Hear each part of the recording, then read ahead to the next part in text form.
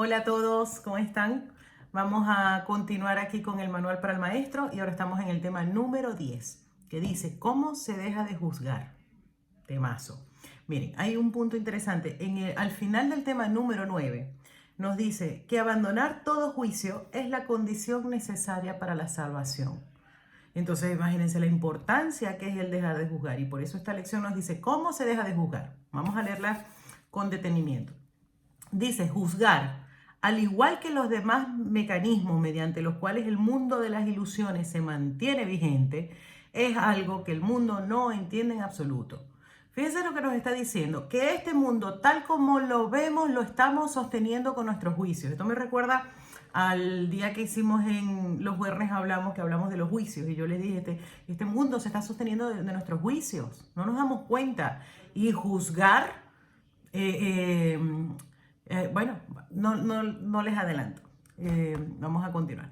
Dice, juzgar, al igual que los demás mecanismos mediante los cuales el mundo de las ilusiones se mantiene vigente, es algo que el mundo no entiende en absoluto. No entendemos lo que es juzgar.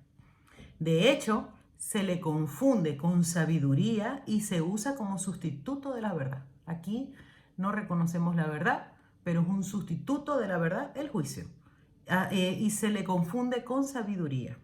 Entonces aquí nos dice, un individuo, tal como el mundo usa el término, tal como el mundo usa el juicio, un individuo es capaz de tener buen juicio o mal juicio.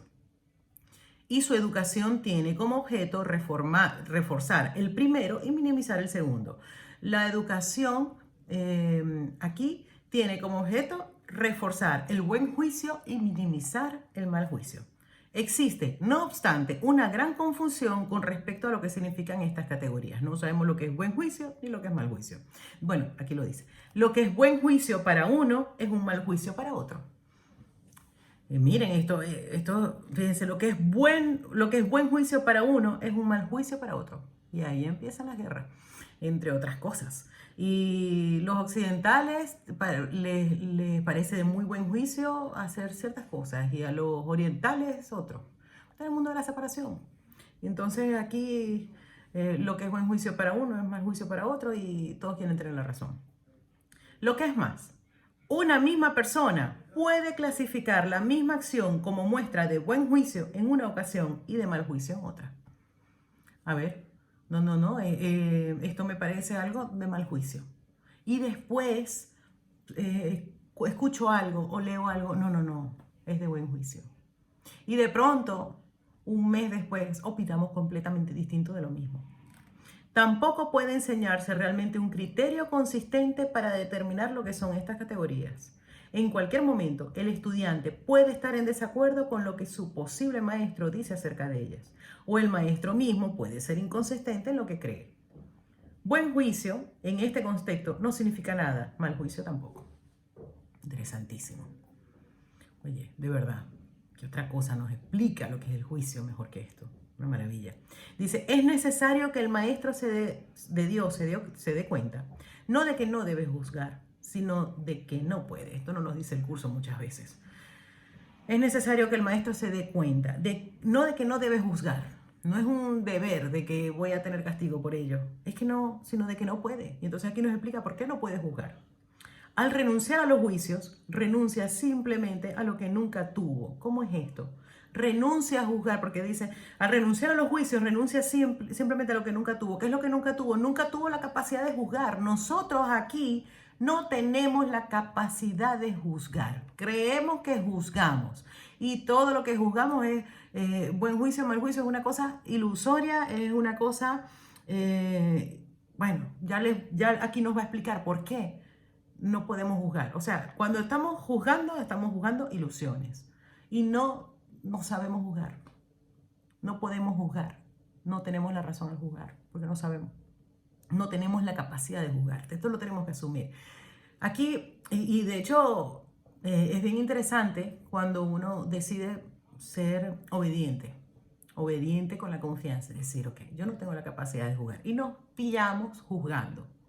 Entonces enseguida, según uno va entrenando la mente y va siendo coherente con la paz que desea, entiendo que cada vez que juzgo estoy creando esa realidad para mí. Cada vez que juzgo estoy perdiendo mi paz. Cada vez que juzgo, estoy llevando a cabo una función que no me corresponde. Mi función aquí es perdonar, aceptar la expiación para mí mismo. Mi función aquí no es juzgar, porque además en los juicios separo.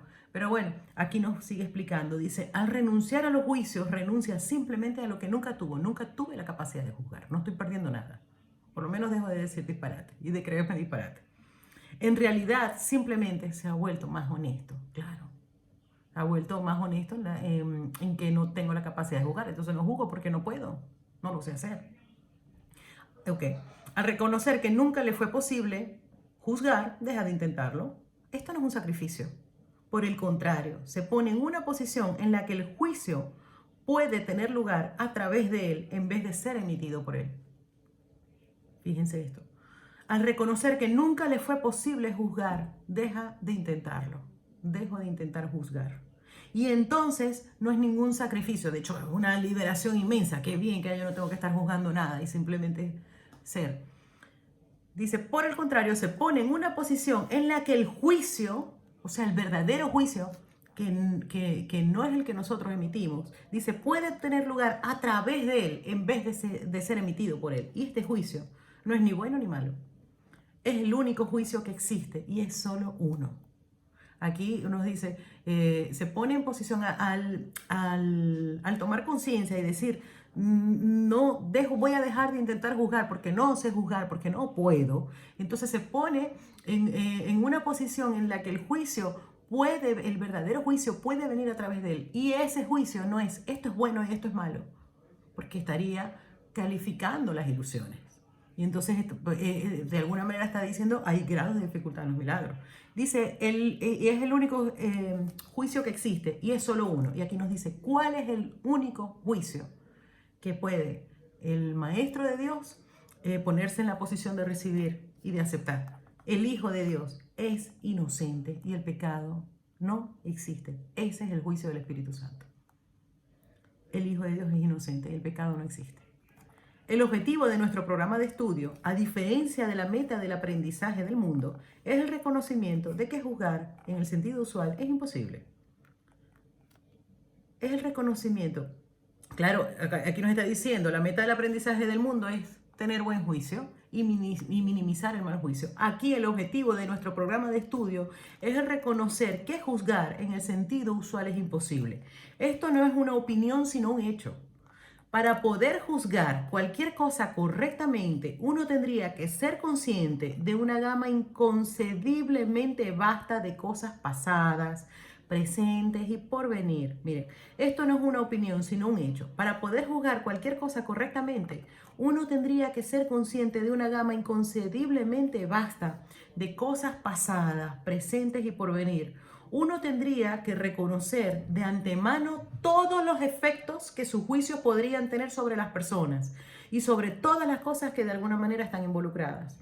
Y tendría también, para poder juzgar, tendría que estar seguro de que no hay distorsión alguna en su percepción para que sus juicios fuesen completamente justos con todo sobre lo que han de recaer ahora en el futuro. ¿Quién está en posición de hacer esto? ¿Quién, excepto en delirios de grandeza, pretendería ser capaz de todo esto? Nadie. Por eso es que dice aquí, nadie puede juzgar, nadie tiene la capacidad de juzgar un juicio verdadero. Aquí no tenemos la capacidad. Porque tendríamos que entender una gran gama de cosas pasadas, presentes y por venir. Tendríamos que reconocer antemano todos los efectos que nuestros juicios podrían tener sobre todas las personas y sobre todas las cosas que están involucradas. Y tendríamos que estar seguros que no tenemos distorsión en nuestra percepción para esos juicios, para que esos juicios fueran completamente justos. El que crea que aquí tiene la capacidad de juzgar está en un delirio de grandeza. ¿Quién, excepto en delirios de grandeza, pretendería ser capaz de todo esto?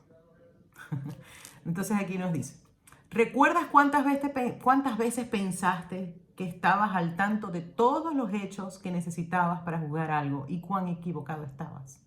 Entonces aquí nos lleva una reflexión. O sea, si todavía piensas que tienes la capacidad de juzgar con todo esto que te acaban de decir, que nosotros no, nosotros estamos aquí en una percepción, No podemos juzgar, no sabemos, no tenemos esa capacidad. Dice, entonces aquí nos lleva una reflexión. ¿Recuerdas cuántas veces pensaste que estabas al tanto de todos los hechos que necesitabas para juzgar algo y cuán equivocado estabas? ¿Quién no ha tenido esta experiencia? ¿Tienes idea de cuántas veces pensaste que tenías razón sin jamás darte cuenta de que estabas equivocado?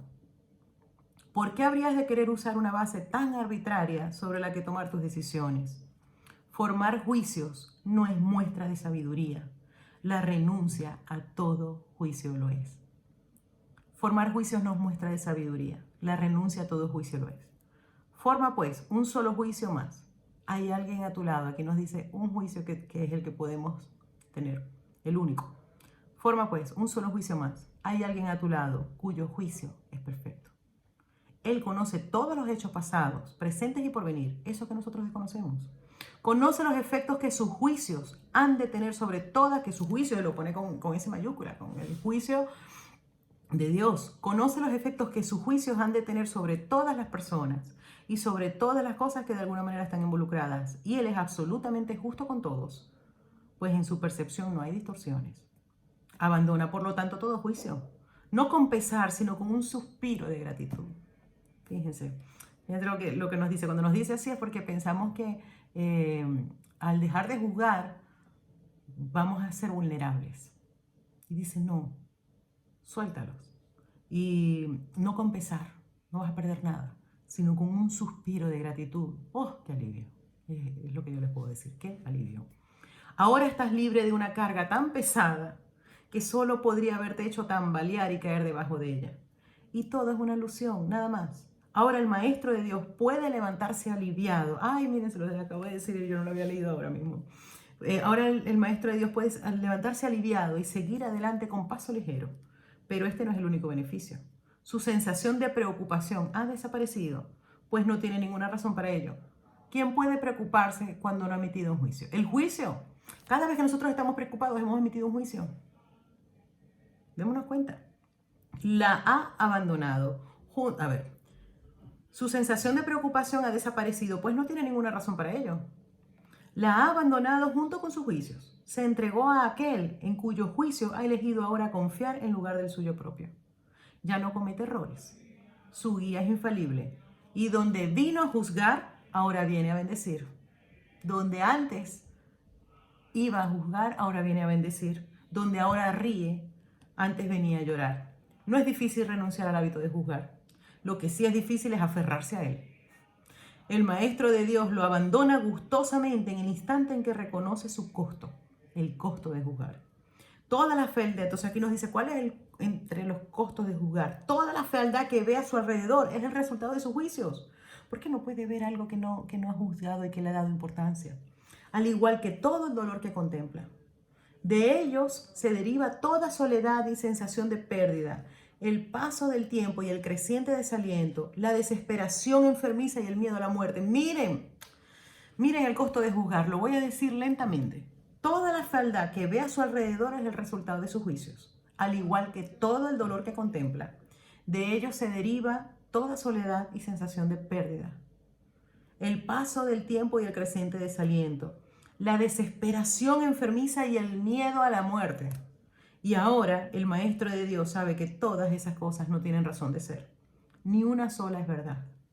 Habiendo abandonado su causa, el juicio, todas ellas se desprenden de él, ya que nunca fueron sino los efectos de su decisión equivocada. Maestro de Dios, este paso te brindará paz. ¿Cómo iba a ser difícil anhelar solo esto? ¿Cómo iba a ser difícil anhelar solo esto? ¿Cómo iba a ser difícil dejar de tener interés en juzgar? Bueno, bendiciones.